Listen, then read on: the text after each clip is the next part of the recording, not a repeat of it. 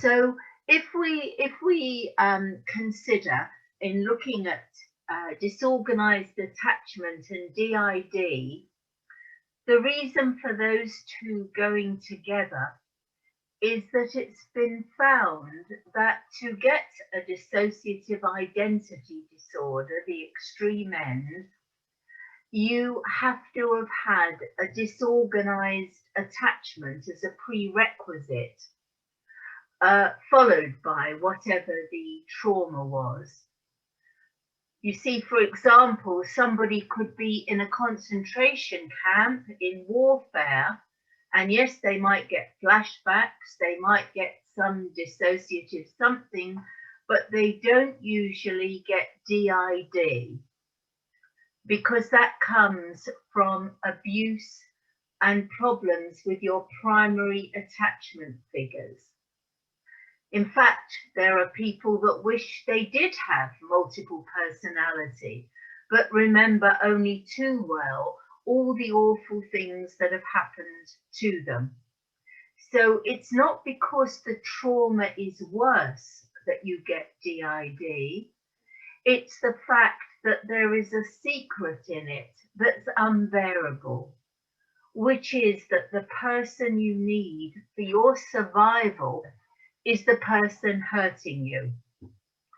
So if in a concentration camp in warfare, you have a religion, a political view, a partner, somebody that you are attached to, you are very unlikely to get DID. So what is a disorganized attachment? And again, don't worry about noting this. This will be in the email. So it was Bowlby's work, followed by what researchers like Mary Main did with it, that gave us the gift of attachment patterns, explaining the ways in which we can divide a population according to the kind of attachment pattern they have.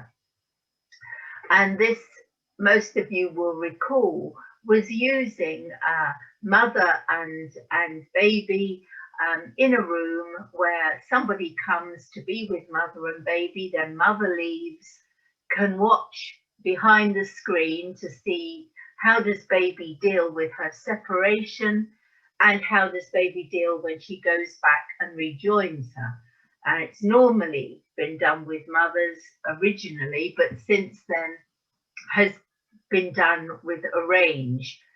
And what is wonderful and is worth saying at the start is that you may have a disorganized attachment with one parent, but a good one with another, or with a neighbor, or with a teacher, or one boy in a school for disturbed children I worked in, whose primary attachment figure was the milkman.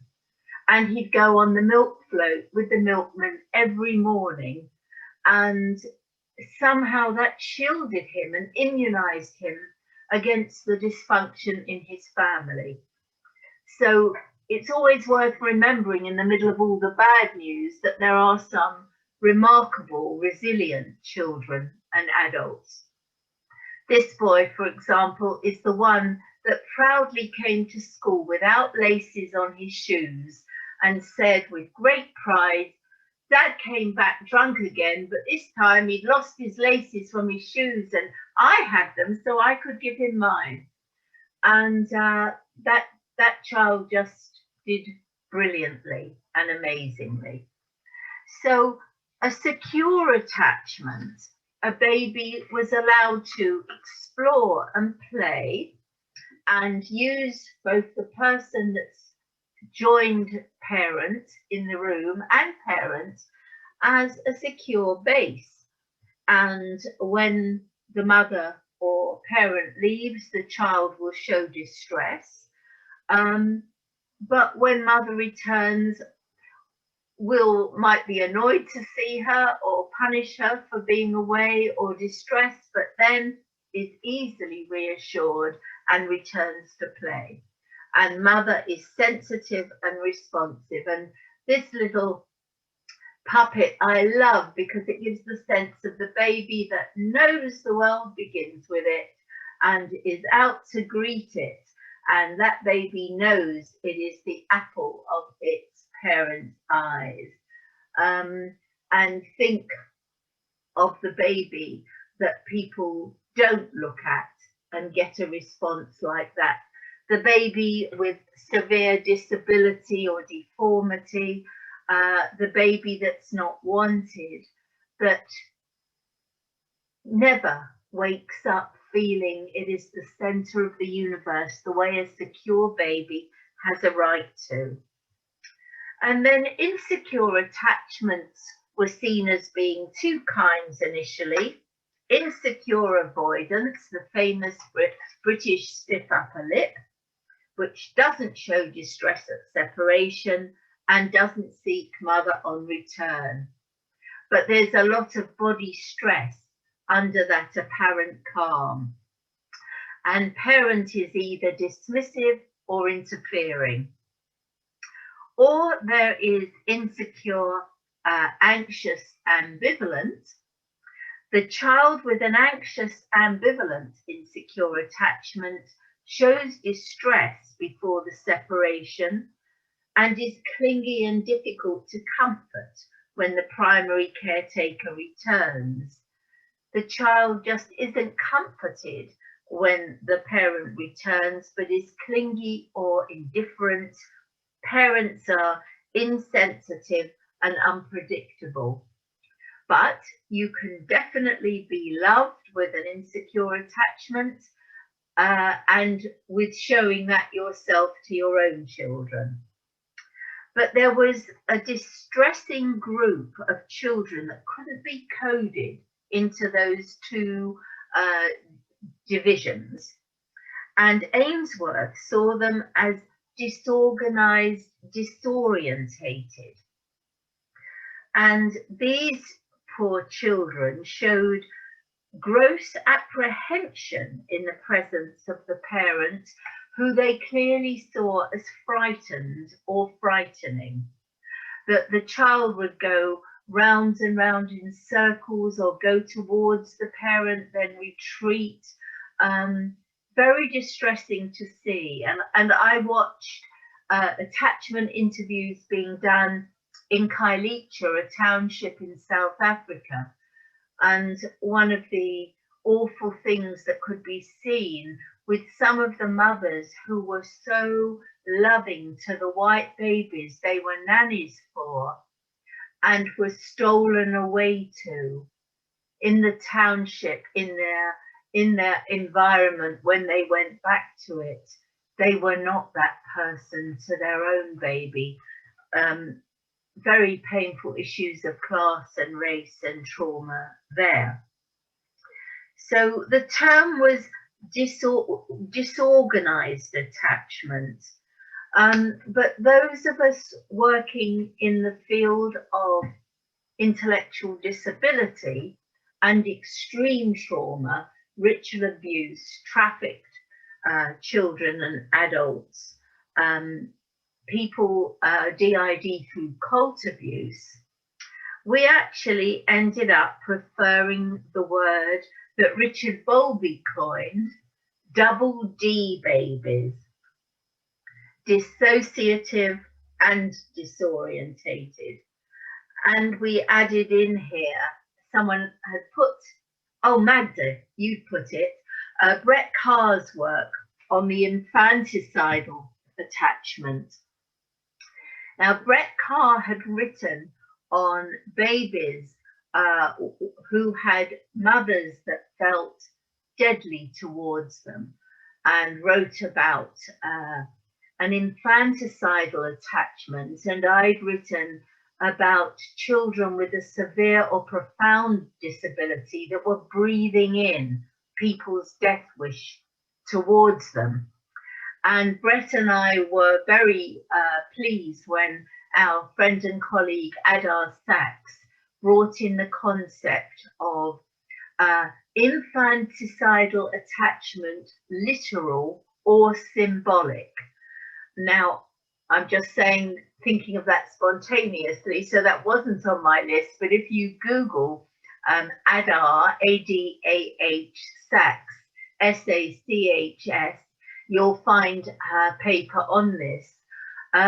So she was seeing a difference in patients where the parent verbalized wishes to kill a child, but the abuse was verbal, and that was symbolic largely, and abuse where the parent actually had attempted to kill the child. So all three of us were working on both disability and dissociation, and it was John Bowlby's lovely son, Richard Bowlby, who had filmed some of my patients with DID that came up with the term double D, and we've really found that a useful term. So to get this double D, a disorganized attachment, is very painful. Because it means trauma in the parent, intentional or unintentional, means they couldn't or didn't provide a safe place. For the baby, it makes no difference at one level if the parent is frightened or frightening, because they're picking up the same mixture. They're perceiving non-verbally and pre-verbally something pretty awful. So that if baby looking up into mother or father or somebody's eyes gets a still face, just not even depression, not even anger, just still, it causes distress. And now we know this through the strange interviews and some of the research that was a byproduct of that. But actually, those of us that were brought up with analytic trainings, then working with dissociative disorders, we realized very quickly that a neutral face, a still face, is experienced as murderous. And it matters that we have an authentic expression on our face. Hardly anybody will lie down on a couch that's gone through extreme attachment trauma because they need to check our faces aren't full of hate, and that they have the warning by seeing our face of when we might transform into someone different. If you think of it, for the small child, a loving mother smiling and then shouting because she's cross is two very different faces.